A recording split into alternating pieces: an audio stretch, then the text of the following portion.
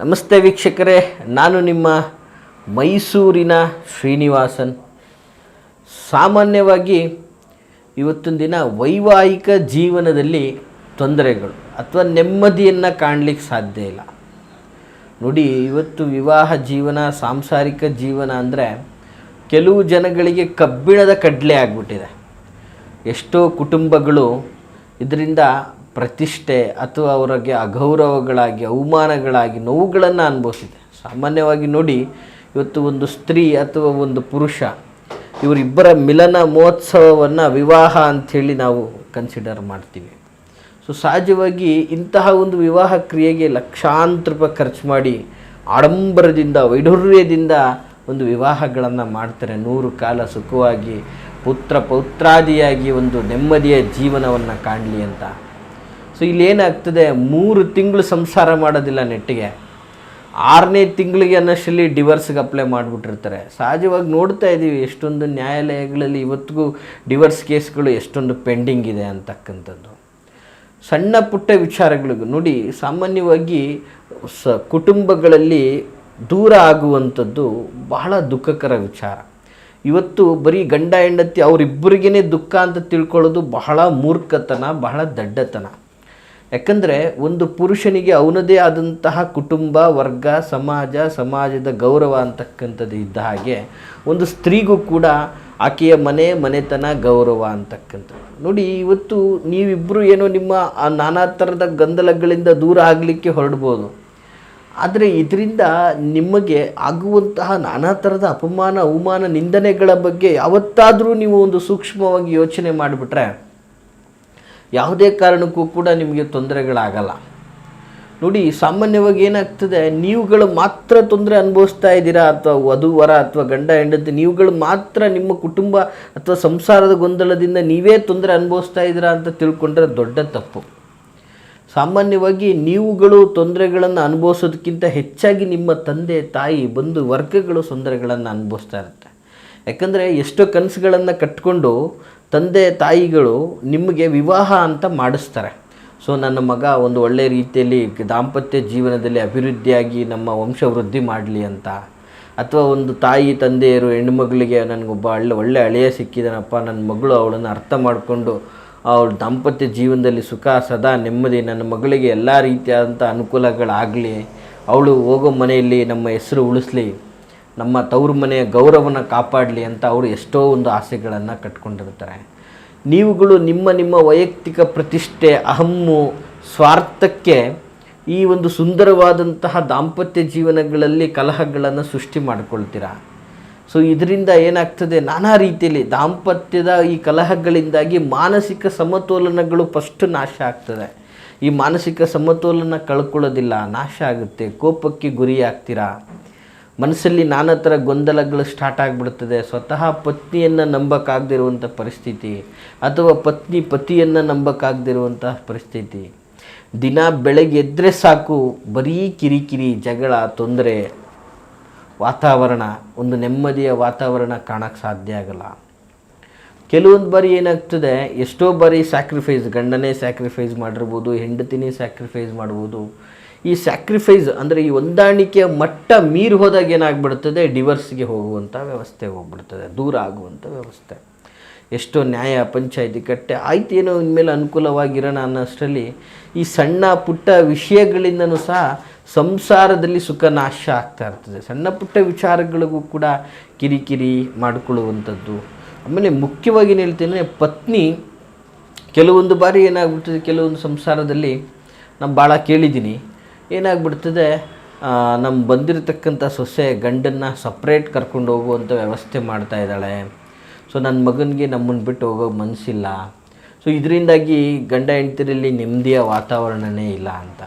ನೋಡಿ, ಈ ಥರ ಎಲ್ಲ ಆದಾಗ ಏನಾಗುತ್ತೆ, ವೈವಾಹಿಕದಲ್ಲಿ ನೆಮ್ಮದಿ ಜೀವನ ಹೇಗೆ ಸಿಗೋಕ್ಕೆ ಸಾಧ್ಯ ಆಗ್ತದೆ.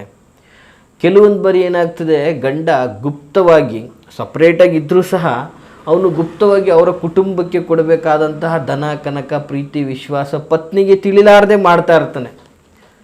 ಸೊ ಆ ಪತ್ನಿಯಲ್ಲಿ ಅದೊಂಥರ ಆತಂಕ ಸೃಷ್ಟಿಯಾಗ್ಬಿಡುತ್ತೆ. ಇವನಿಗೆ ಇಷ್ಟೊಂದು ಸಂಬಳ ಇದೆ, ಇಷ್ಟೊಂದು ಮಾಡ್ತಾ ಇದ್ದಾನೆ, ಬಟ್ ನಮಗೇನು ಮಾಡ್ತಾ ಇಲ್ವಲ್ಲ, ಹೆಂಡತಿ ಅಂತ ನೋಡ್ತಾ ಇಲ್ಲ, ಮಕ್ಕಳಂತ ನೋಡ್ತಾ ಇಲ್ಲ, ನಾವೇನೋ ಕೇಳೋದು ಹೊರಗಡೆ ಬರಬೇಕು, ಹೊರಗಡೆ ತಂದು ಬಿಟ್ಟ ಅವನು ಬರೀ ಅವ್ರ ಕಡೆನೇ ನೋಡ್ತಾ ಇದ್ದಾನಲ್ಲ ಅನ್ನುವಂಥದ್ದು, ಅದೊಂದು ಕಡೆ ಕೊರಗು. ಸೊ ಹೀಗೆ ನಾನಾ ರೀತಿಯಲ್ಲಿ ನೋಡಿ, ಮೊದಲು ವೈವಾಹಿಕ ಜೀವನ, ವಿವಾಹ ಜೀವನ ಅಂದ್ರೆ ಪರಸ್ಪರ ಒಬ್ಬರನ್ನ ಒಬ್ಬರು ಸ್ಯಾಕ್ರಿಫೈಸ್ ಮಾಡಿಕೊಳ್ಳುವಂಥದ್ದು, ಹೊಂದಾಣಿಕೆ ಮಾಡಿಕೊಳ್ಳುವಂತಹ ಗುಣಗಳನ್ನು ಬೆಳೆಸ್ಕೊಂಡಿಲ್ಲ ಅಂದರೆ ದಾಂಪತ್ಯದಲ್ಲಿ ನೆಮ್ಮದಿ ಕಾಣಲಿಕ್ಕೆ ಸಾಧ್ಯ ಇಲ್ಲ ವೀಕ್ಷಕರೇ. ಸೊ ಇಂತಹ ದಾಂಪತ್ಯ ಜೀವನದಲ್ಲಿ ನಿಮಗೆ ತೊಂದರೆಗಳಾಗ್ತಾ ಇದೆ, ಸದಾ ನೆಮ್ಮದಿ ಕಾಣೋಕ್ಕಾಗ್ತಾ ಇಲ್ಲ, ಹೆಂಡತಿ ಗಂಡನ ಮಾತು ಕೇಳ್ತಾ ಇಲ್ಲ, ಗಂಡ ಹೆಂಡತಿಯ ಮಾತು ಕೇಳ್ತಾ ಇಲ್ಲ, ಸದಾ ಜಗಳ.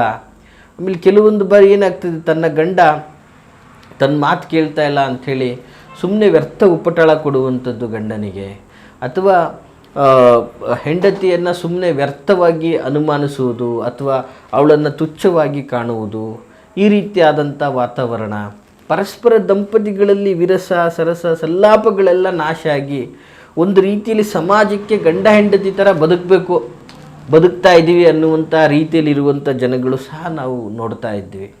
ಸೊ ಈ ರೀತಿಯಾಗಿ ದಾಂಪತ್ಯ ಜೀವನದಲ್ಲಿ ನೀವು ಸಂಕಷ್ಟಗಳನ್ನು ಅನುಭವಿಸ್ತಾ ಇದ್ದರೆ, ಸಂಸಾರದಲ್ಲಿ ನಿಮಗೆ ಸುಖ ಶಾಂತಿ ನೆಮ್ಮದಿ ನಾಶ ಆಗಿದ್ದರೆ, ಪಾಪ ಇವತ್ತೊಂದು ದಿನ ಎಷ್ಟೋ ಕಷ್ಟಪಟ್ಟು ಒಂದು ಸಂಸಾರ ನಡೆಸಬೇಕು ಅಂತ ಬೆಳಗಾನೆ ಸಂಜೆ ಗಂಟೆ ದುಡಿದು ಸಂಜೆಗೆ ಬರುವಂಥ ಮನೆಗೆ ಬಂದಂಥ ಗಂಡನಿಗೆ ಒಂದು ನೆಮ್ಮದಿದಾಯಕ, ಒಂದು ಅಸನ್ಮುಖಳಾಗಿ ಪತ್ನಿ ಸಂತೋಷದಾಯಕವಾಗಿ ಬರಮಾಡಿಕೊಳ್ಳೋದು ಹೇಗಿರ್ತದೆ, ಅಥವಾ ಕೋಪದಿಂದ ಅಥವಾ ಏನೋ ಒಂದು ನಿಂದನೆಯನ್ನು ಮಾಡಿಕೊಂಡು ತುಚ್ಛವಾಗಿ ಕಂಡಾಗ ಹೇಗಿರ್ತದೆ. ಸೊ ಈ ರೀತಿಯೆಲ್ಲ ಆದಾಗ ಒಬ್ಬ ಪುರುಷನಿಗೆ ಸಹಜವಾಗಿ ನೋವುಗಳು ಕಾಡ್ತದೆ, ಅವನು ನಾನಾ ಟೆನ್ಷನ್ಗಳಿಂದಾಗಿ ದುಷ್ಟಚಟಗಳಿಗೆ ದಾಸನಾಗ್ತಾನೆ, ನಾನಾ ಥರ ವಿಚಾರಗಳಾಗ್ತದೆ, ಆರ್ಥಿಕ ನಷ್ಟ, ಮಾನಸಿಕ ನೆಮ್ಮದಿ ಇವೆಲ್ಲವೂ ಆಗಲಿಕ್ಕೆ ಸ್ಟಾರ್ಟ್ ಆಗಿಬಿಡ್ತದೆ. ಸೊ ಕೆಲವೊಂದು ಬಾರಿ ಕೆಲವು ಸ್ತ್ರೀ ಪ್ರಧಾನವಾಗಿ ಅವರೇ ಸಂಸಾರ ನಡೆಸ್ತಾ ಇರ್ತಕ್ಕಂಥದ್ದು ನಾವು ಭಾಳ ನೋಡಿದ್ದೀವಿ. ಯಾವುದೇ ವೈವಾಹಿಕ ಜೀವನ ಆಗಿರ್ಬೋದು, ಅದು ಗೊತ್ತು ಮಾಡಿರುವಂಥದ್ದೇ ಆಗಿರ್ಬೋದು, ಲವ್ ಮ್ಯಾರೇಜೇ ಆಗಿರ್ಬೋದು, ಯಾವುದೇ ಆಗಿರ್ಬೋದು, ವಿವಾಹದಲ್ಲಿ ನೆಮ್ಮದಿ ಕಾಣೋಕ್ಕಾಗ್ತಾ ಇಲ್ಲ, ಪರಸ್ಪರ ಸಂತೋಷ ಅನ್ನೋದು ನಾಶ ಆಗಿದೆ, ಸಾಮರಸ್ಯ ಇಲ್ಲ, ಮಾನಸಿಕ ನೆಮ್ಮದಿನೂ ಇಲ್ಲ, ದೈಹಿಕವಾದಂತಹ ನೆಮ್ಮದಿನೂ ಇಲ್ಲ ಅನ್ನುವಂತಹ ವಿಚಾರಕ್ಕೆ ಬಂದಾಗ ಈ ಒಂದು ತಂತ್ರವನ್ನು ಮಾಡಿ, ಈ ಒಂದು ಪರಿಹಾರ ಮಾರ್ಗವನ್ನು ನೀವು ಅನುಸರಿಸಿದ್ದೆ ಆದರೆ ಖಂಡಿತವಾಗಿ ನಿಮಗೆ ಸಂಸಾರದಲ್ಲಿ ನೆಮ್ಮದಿ ಸಿಗುತ್ತೆ.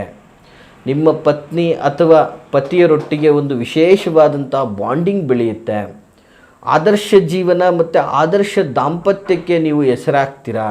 ಇಡೀ ಕುಟುಂಬ ವರ್ಗಗಳಲ್ಲಿ ನಿಮ್ಮ ಒಂದು ದಾಂಪತ್ಯ ಜೀವನ ಆದರ್ಶವಾಗಿ ಬೆಳೆದು ಯಶಸ್ಸನ್ನು ಕಾಣ್ತೀರಾ ಅಂತ ಹೇಳ್ತಾ, ಯಾವುದು ಹಾಗಾದರೆ ಈ ತಂತ್ರ ಅನ್ನೋದಾದರೆ ಸೂಕ್ಷ್ಮವಾಗಿ ನೋಟ್ ಮಾಡ್ಕೊಳ್ಳಿ. ಬಹಳ ಅದ್ಭುತವಾದಂತಹ ತಂತ್ರ, ಮತ್ತು ಇದರಲ್ಲಿ ಬರುವಂತಹ ಬೀಜಾಕ್ಷರ ಮಂತ್ರಗಳು ಕೂಡ ಅಷ್ಟೇ ಎಫೆಕ್ಟಿವ್ ಆಗಿ ನಿಮಗೆ ಕಾರ್ಯವನ್ನು ಮಾಡ್ತದೆ ಅಂತ ಹೇಳ್ತಾ, ತಂತ್ರದ ವಿಧಾನ ಹೀಗಿರ್ತದೆ. ಮೊದಲನೇದಾಗಿ ಏನು ಮಾಡಬೇಕು ಅಂದರೆ, ಹುಣ್ಣಿಮೆಯ ದಿನ ನೋಡಿ, ಯಾವತ್ತಾವತ್ತು ಮಾಡೋದ್ರಿಂದ ಉಪಯೋಗ ಆಗೋದಿಲ್ಲ.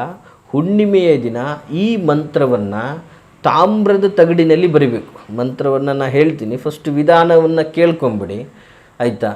ಮೊದಲನೇದಾಗಿ ಹುಣ್ಣಿಮೆಯ ದಿನ ಈ ಮಂತ್ರವನ್ನು ತಾಮ್ರದ ತಗಡಿನಲ್ಲಿ ಬರೆದು ನಿಮ್ಮ ದೇವರ ಮನೆಯಲ್ಲಿ ಇಡಬೇಕು. ಫಸ್ಟು ಇಟ್ಟು ನಿಮ್ಮ ಶಕ್ತಿ ಅನುಸಾರ ಪೂಜೆಯನ್ನು ಮಾಡಿ, ಒಂದು ಬೆಳ್ಳಿಯ ತಾಯಿತವನ್ನು ಸಹ ತೆಗೆದುಕೊಳ್ಳಬೇಕು, ಬೆಳ್ಳಿದೇ ಆಗಬೇಕು. ಆ ಬೆಳ್ಳಿಯ ತಾಯಿತದಲ್ಲಿ ಈ ಬರೆದಿರ್ತಕ್ಕಂತಹ ಯಂತ್ರವನ್ನು ಅದರಲ್ಲಿ ಭದ್ರಪಡಿಸ್ಬಿಟ್ಟು, ತದನಂತರ ಮತ್ತೆ ಅದನ್ನು ಭಕ್ತಿಯಿಂದ ಪೂಜೆಯನ್ನು ಮಾಡಿ, ತ್ರಿವರ್ಣ ದಾರ ಅಂದರೆ 3 ಕಲರ್ ಇರುವಂತಹ ದಾರ, ಯಾವುದಾದ್ರೂ ಕಲರ್ಗಳಾಗ್ಬೋದು, 3 ಕಲರು ಇಂಥದ್ದೇ ಇರಬೇಕು ಅಂತಲ್ಲ. ನಂತರ ಕರೆ ಮಾಡಿ, ಗುರುಗಳೇ ಯಾವ ಕಲರ್ ಅಂತ ಕೇಳಕ್ಕೆ ಹೋಗ್ಬೇಡಿ, ಯಾವ ಕಲರ್ ಆದ್ರೂ ಸಹ ಪರವಾಗಿಲ್ಲ, ತ್ರಿವರ್ಣ ದಾರದಿಂದ ಕಟ್ಟಿಕೊಳ್ಳಬೇಕು. ಸೊ ಈ ಒಂದು ತಾಯ್ತವನ್ನು ಸ್ತ್ರೀಯರು ಪ್ರತ್ಯೇಕವಾಗಿ ಎಡರೆಟ್ಟೆಗೆ ಅಂದರೆ ಎಡಭಾಗದ ತೋಳಿಗೆ ಧಾರಣೆ ಮಾಡ್ಕೋಬೇಕು, ಪುರುಷರು ಬಲಭಾಗದ ತೋಳಿಗೆ ಧಾರಣೆಯನ್ನು ಮಾಡ್ಕೋಬೇಕು. ಸೊ ಹಾಗಾದರೆ ಈ ಹುಣ್ಣಿಮೆಯ ದಿನ ತಾಮ್ರದ ತಗಡ ಮೇಲೆ ಬರ್ಕೊಳ್ಳುವಂಥ ಮಂತ್ರ ಯಾವುದು ಈ ಬೀಜ ಮಂತ್ರ? ನೋಡಿ, ಕರೆಕ್ಟಾಗಿ ನೋಟ್ ಮಾಡ್ಕೊಳ್ಳಿ, ಬಹಳ ವಿಶೇಷವಾದಂತಹ ಬೀಜ ಮಂತ್ರ ಆಗಿರ್ತದೆ ಇದು. ಬೀಜ ಮಂತ್ರದ ಸ್ವರೂಪ ಹೇಗಿರ್ತದೆ ಅಂತಂದರೆ, ಓಂ ಹ್ರೀಂ ಕ್ಲೀಂ ಪಾರಸ್ಯ ಪಾಶ್ಚಾಯ ನವ ನಾಗಕುಲ ಸೇವನಾಯ ಸ್ವಾಹ ಅಂಥೇಳಿ. ಮತ್ತೊಂದು ಸಲ ಹೇಳ್ತೀನಿ ಕೇಳಿ. ಓಂ ಹ್ರೀಂ ಕ್ಲೀಂ ಪಾರಸ್ಯ ಪಾಶ್ಚಾಯ ನವ ನಾಗಕುಲ ಸೇವನಾಯ ಸ್ವಾಹ. ಈ ಒಂದು ಮಂತ್ರವನ್ನು ಹುಣ್ಣಿಮೆಯ ದಿನ ತಾಮ್ರದ ತಗಡಿನಲ್ಲಿ ಬರ್ಕೊಳ್ಳಿ ಸಾಕು. ಖಂಡಿತವಾಗಿಯೂ ಕೂಡ ಈ ಒಂದು ವಿಧಾನದಲ್ಲಿ ನೀವು ಪರಿಹಾರ ಕ್ರಮವನ್ನು ಅನುಸರಿಸಿದ್ರೆ ಸಾಕು, ನಿಮ್ಮ ದಾಂಪತ್ಯದಲ್ಲಿ ನೆಮ್ಮದಿ ಸದಾ ತಾಂಡವಾಡ್ತಾ ಇರ್ತದೆ.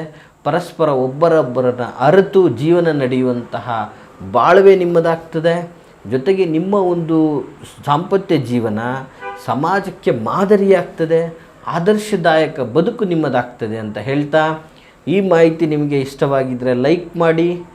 ಜೊತೆಗೆ ಯಾರೆಲ್ಲ ಈ ಸಾಂಸಾರಿಕ ಗೊಂದಲಗಳಲ್ಲಿ ಸಿಗಾಕೊಂಡಿದ್ದೀರಿ, ಸಾಂಸಾರಿಕವಾಗಿ ನೋವನ್ನು ಅನುಭವಿಸ್ತಾ ಇದ್ದೀರಿ, ವಿಡಿಯೋದಲ್ಲಿ ಕಾಣುವಂಥ ಸಂಖ್ಯೆಗೆ ಕರೆ ಮಾಡಿ. ಎಲ್ಲ ಸಾಂಸಾರಿಕ ತೊಂದರೆಗಳಿಗೆ ಇದೇ ಪರಿಹಾರ ಅಂತಿಮನೂ ಸಹ ಆಗಿರೋದಿಲ್ಲ. ಇದು ಕೆಲವೊಂದು ಇಂಪಾರ್ಟೆಂಟ್ ಆದಂಥ ಟಿಪ್ಸ್ಗಳಾಗಿರ್ತದೆ. ಸೊ ನಿಮ್ಮ ಮುಖ್ಯವಾಗಿ ಸಮಸ್ಯೆಗಳು, ಅತಿಯಾದ ತೊಂದರೆಗಳು ಬಾಧೆಗೆ ಒಳಗಾಗಿದ್ದರೆ, ಸಾಂಸಾರಿಕವಾದಂತಹ ತೊಂದರೆಗಳು ಕಾಡ್ತಾ ಇದ್ದರೆ, ದಯಮಾಡಿ ವಿಡಿಯೋದಲ್ಲಿ ಕಾಣ್ತಾ ಇರುವಂತಹ ಸಂಖ್ಯೆಗೆ ಕರೆ ಮಾಡಿ. ಜೊತೆಗೆ ಈ ಎಲ್ಲ ಥರದ ಸಮಸ್ಯೆಗಳಲ್ಲಿ ಬಳಲ್ತಾ ಇರತಕ್ಕಂಥವ್ರಿಗೆ ವಿಡಿಯೋನ ಹೆಚ್ಚಿನ ಸಂಖ್ಯೆಯಲ್ಲಿ ಶೇರ್ ಮಾಡಿ. ದೈವ ನಿಮಗೆ ಒಳ್ಳೆಯದು ಮಾಡ್ತದೆ ಅಂತ ಹೇಳ್ತಾ ಎಲ್ಲರಿಗೂ ಶುಭವಾಗಲಿ. ನಮಸ್ಕಾರ.